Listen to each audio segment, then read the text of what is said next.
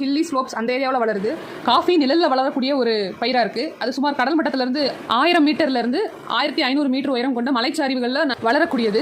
ரெண்டு முக்கியமான காஃபி சொல்கிறாங்க. ஒன்று அரபிகா, இன்னொன்று ரோபஸ்டா. அரபிகா வந்து தரம் மிக்கது, ரோபஸ்டா வந்து தரம் குறைவானது அப்படின்னு சொல்கிறாங்க. இந்தியாவில் அதிகம் பயிரிடுவது அரபிகா. இல்லை அதிகமாக வந்து யார் காஃபி வந்து ப்ரொடியூஸ் பண்ணுறாங்கன்னா கர்நாடகா தான். இந்தியாவில் அதிகமாக காஃபி ப்ரொடியூஸ் பண்ணுறது யாருன்னு கேட்டாங்கன்னா கர்நாடகான்னு சொல்லணும். கர்நாடகா 71% இந்திய அளவிலையும் உலக அளவில் 25% வந்து உற்பத்தி பண்ணுறாங்க காஃபி. ட்ரைப்ஸ் பற்றி சமச்சீரில் 84.4 மில்லியனுக்கு அதிகமான பழங்குடியின மக்கள் வந்து நம்ம நாட்டில் இருக்காங்க.